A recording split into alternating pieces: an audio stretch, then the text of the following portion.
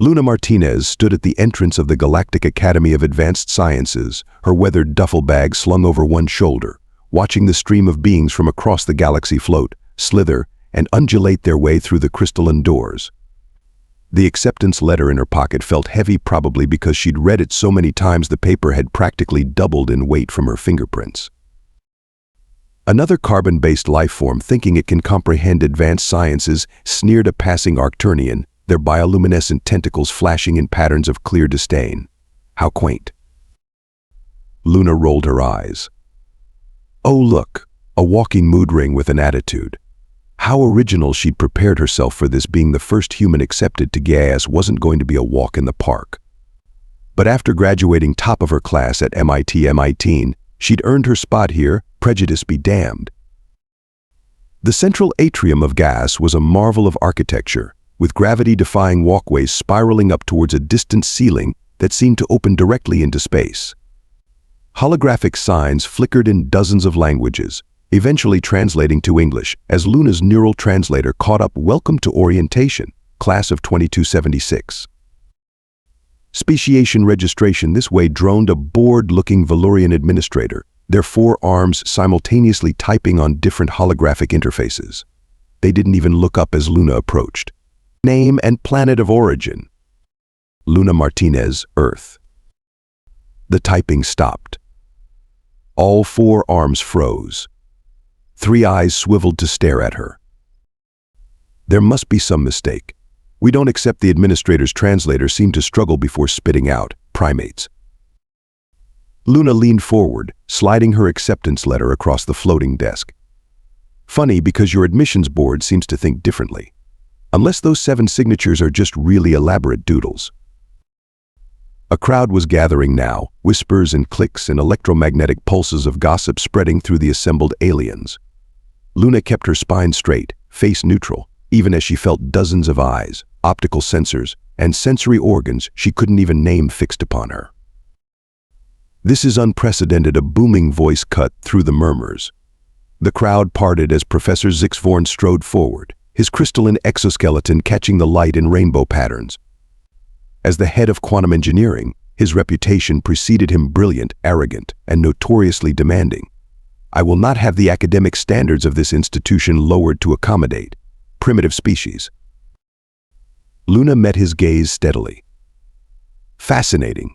I wasn't aware that being prejudiced was a prerequisite for teaching quantum engineering. Is that a recent curriculum change? Gasps rippled through the crowd. Zixvorn's exoskeleton flickered dangerous shades of red and orange. You dare question my judgment? Your species still thinks quantum entanglement is spooky action at a distance. Einstein also thought that. Luna replied coolly. Then again, he didn't have the benefit of your clearly superior crystalline cranium. Though I have to wonder, with walls that transparent, where do you keep your brain?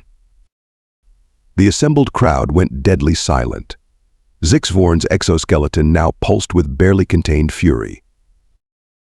I refuse, he announced to the atrium at large, to teach this human.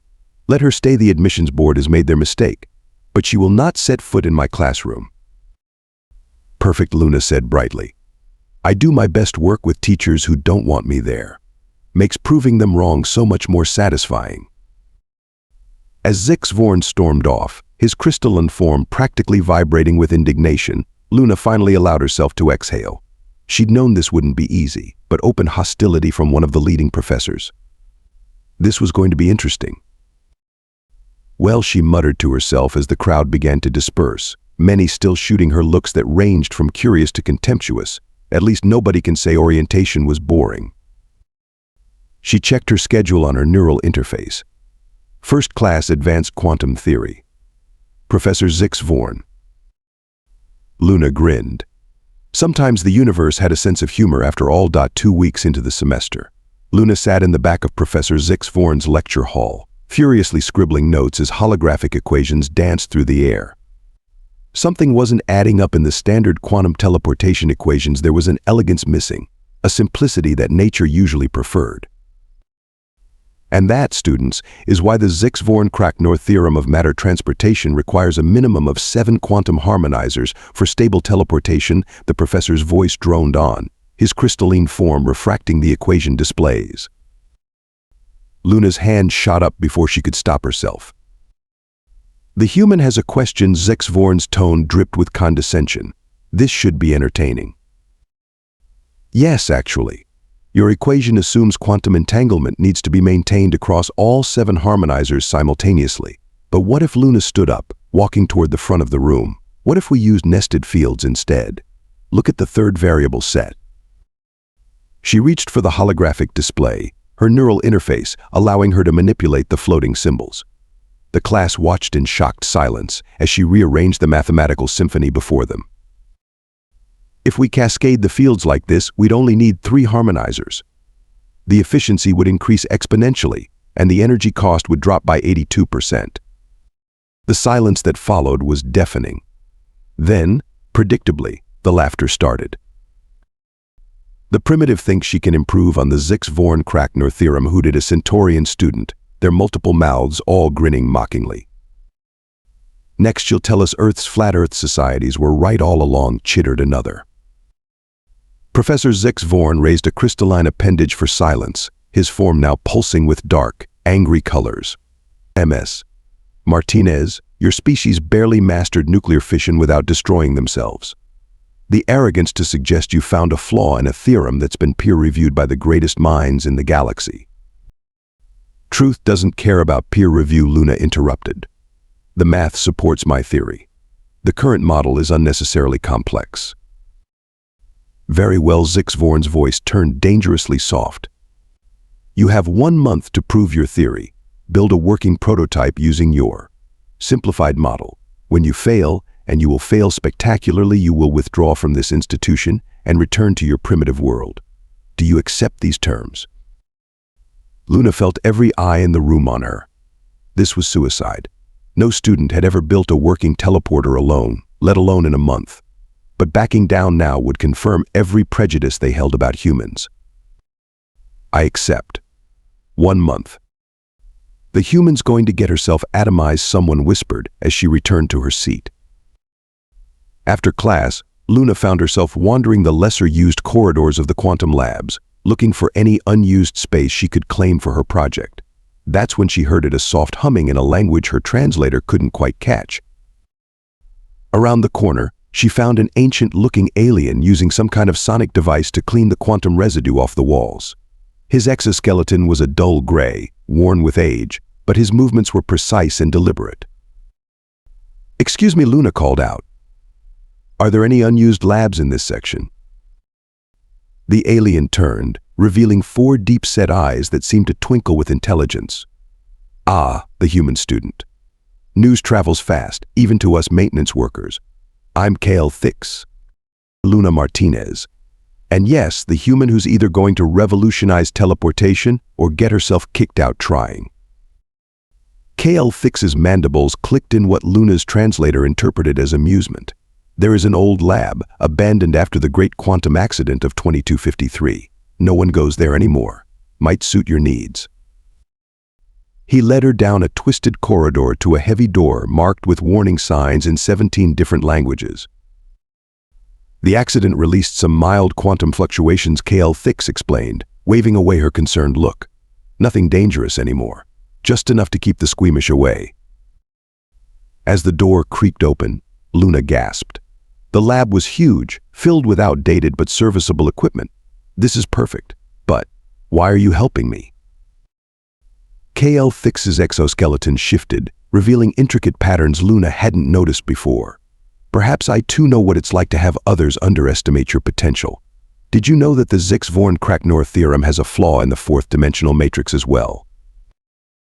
Luna's eyes widened as realization hit her. "You're not just a janitor, are you?" "I was once the head of quantum research at the Rigel Science Academy. Until I proposed some unconventional theories. Now I clean quantum residue and watch brilliant young minds make the same mistakes we did." His mandibles clicked again. "But perhaps you, with your human perspective, might succeed where I failed." Luna felt a smile spreading across her face. "Would you be interested in being proved right? I could use a mentor who isn't actively rooting for my failure." My dear Kl'thix's eyes twinkled even brighter. I thought you'd never ask. As they began clearing old equipment from the lab, Luna's mind was already racing with possibilities. With Kl'thix's experience and her fresh perspective, they might actually pull this off. One thing, though, she said, pausing in her work. Why did you really decide to help me? Kl'thix was silent for a moment, his exoskeleton rippling with subtle patterns. Because Luna Martinez, in all my years of cleaning these halls, you're the first person who asked me my name before asking me for something. Luna nodded, understanding perfectly. Sometimes the greatest breakthroughs came not from brilliant theories or complex equations, but from simply seeing the value in those others overlooked. The abandoned lab became Luna's second home over the next 2 weeks. Sleep was a luxury she couldn't afford, not with the deadline looming. Holographic equations floated around her like a mathematical constellation, casting eerie shadows on the walls. Your quantum field alignment is off by 0.03 degrees, Kl'thix noted, studying the prototype teleporter they'd cobbled together from discarded parts. In quantum teleportation, precision is the difference between transportation and disintegration. Luna finished, making the adjustment. Her hands were steady despite having consumed enough caffeine to power a small city. Though honestly, some days disintegration doesn't sound so bad. The door hissed open, and Luna tensed. They'd been getting visitors, the unwelcome kind. Yesterday, someone had recalibrated their quantum harmonizers, nearly causing a meltdown. The day before, key components had mysteriously vanished.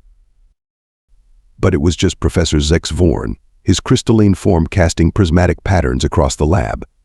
I see you're still pursuing this foolish endeavor. His gaze swept dismissively over their work. Though I'm not surprised you found company among the maintenance staff.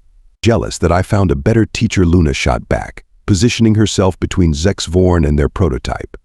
Or did you just come to ensure your theorem stays safely unchallenged? The professor's exoskeleton flashed dangerous colors. 2 more weeks, human. Then you'll learn your place. He turned to leave, then paused.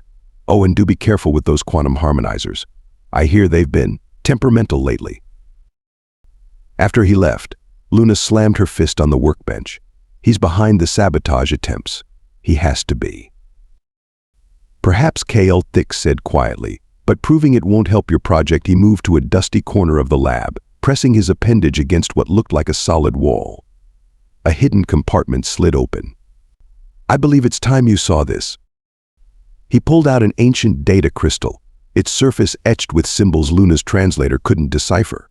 Before the Zex Vorn-Krakner theorem became the accepted standard, there were other approaches, more elegant solutions that were dismissed as too radical. The crystal projected images of familiar equations, nested fields, cascading harmonizers, exactly what Luna had theorized. These are dated from over a century ago. Why hasn't anyone? Because Kl'thix's voice carried centuries of resignation, I wrote them. And when I presented them to the Science Council, they said such ideas from a lower caste species couldn't possibly be valid. Sound familiar? Luna stared at her mentor with new understanding. You didn't just lose your position. They erased your work completely. And then along comes a human student, seeing the same truth I saw. Perhaps the universe has a sense of humor. After all, his mandibles clicked in a sad smile. But be warned, they'll try harder to stop you now. Success wouldn't just prove your theory right, it would prove their entire social hierarchy wrong. As if on cue, alarms began blaring. The quantum containment field around their prototype was failing, sabotaged again. Luna dove for the controls, while Kl'thix rushed to stabilize the power flow. They worked in desperate synchronization, their movements a practiced dance after weeks of collaboration. Containment at 15%, Luna shouted over the sirens. Reroute power through the auxiliary systems. They're not responding. Then we do this the primitive way. Kl'thix yanked out the main power coupling, plunging the lab into darkness. The alarms died, leaving only the soft hum of emergency systems. As emergency lights flickered on, Luna surveyed the damage. 3 days of work gone. They're getting better at sabotage. Then we must get better at succeeding. Kl'thix's eyes glowed with determination. We have 1 week until the demonstration. No more breaks, no more hesitation. Luna nodded, already pulling up new holographic designs. They want to play dirty? Fine. But they're about to learn something about human persistence. For the next week, they worked in shifts, one always guarding while the other worked. Luna installed her own security systems, borrowing some primitive but effective Earth designs that the Academy's sophisticated sensors wouldn't recognize. The night before the demonstration, as they made final adjustments, Luna asked the question that had been nagging her. Why didn't you try again, after they dismissed your work? Kl'thix was quiet for a long moment, because I believed them. When enough people tell you you're worthless, eventually you start to believe it. He turned all four eyes to her. Don't make my mistake, Luna Martinez.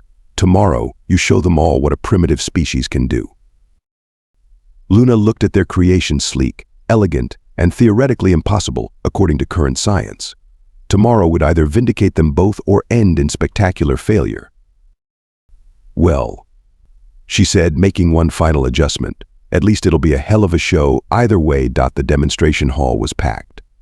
Luna stood beside her teleporter, trying not to notice how every species in the galaxy seemed to have shown up to watch her either make history or spectacularly fail. The Galactic Science Council members sat in the front row, their various appendages poised over data tablets.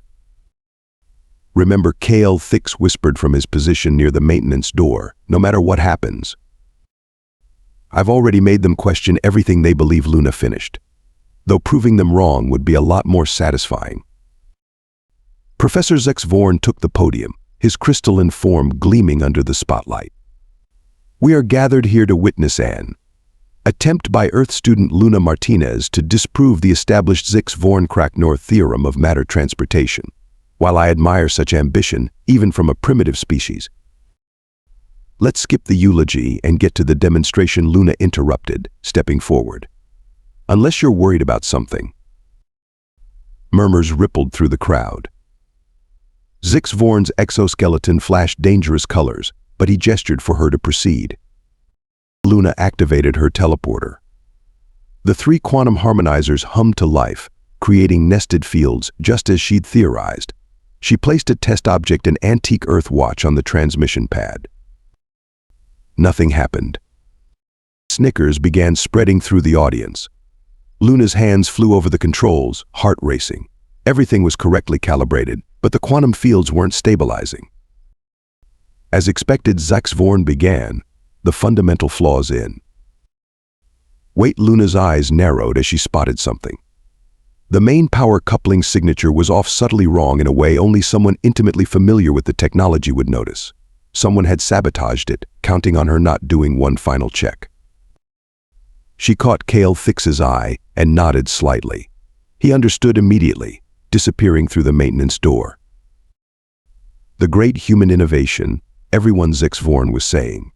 Perhaps now we can put these primitive notions to rest. And the lights went out.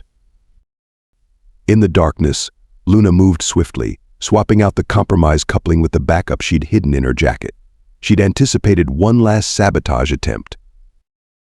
The lights blazed back on, and Luna stood confidently at the controls. Sorry about that. Temporary power fluctuation. Shall we begin the actual demonstration? Before Vorn could object, she activated the teleporter. The quantum harmonizers pulsed with ethereal light, creating nested fields that shimmered like soap bubbles in space. The watch on the transmission pad began to glow. Impossible, someone whispered, as the quantum field stabilized perfectly with just 3 harmonizers instead of 7. The watch vanished from the transmission pad. A gasp went through the crowd as it reappeared on the reception pad, perfectly intact. No, Vorn strode forward, his crystalline form vibrating with fury. This is some primitive trick. The quantum signatures would be completely destabilized with only 3 harmonizers. You mean these quantum signatures? Luna brought up the holographic readouts. Perfect stability. 82% less energy consumption. Just like I predicted. She turned to the Science Council. Would anyone like to examine the test object? A Valurian council member floated forward, scanning the watch with various instruments. The quantum signature is stable. The transportation was perfect.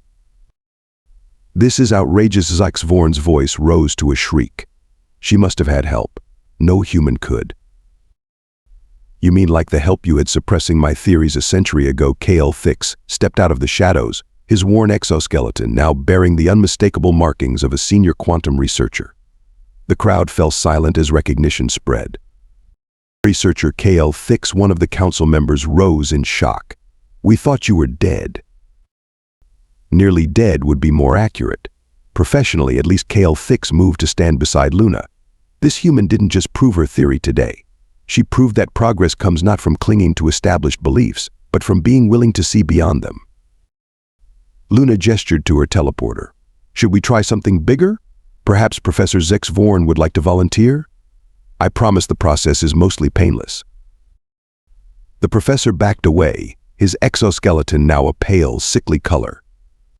The audience's laughter was all the sweeter for its unexpectedness. If I may, Luna addressed the Science Council, riding the wave of confidence from her successful demonstration. "I'd like to show you what this technology can really do." She pulled up a holographic display of the entire solar system. Current teleportation technology requires massive infrastructure and energy costs for interplanetary transport, but with nested quantum fields. She tapped in a series of commands.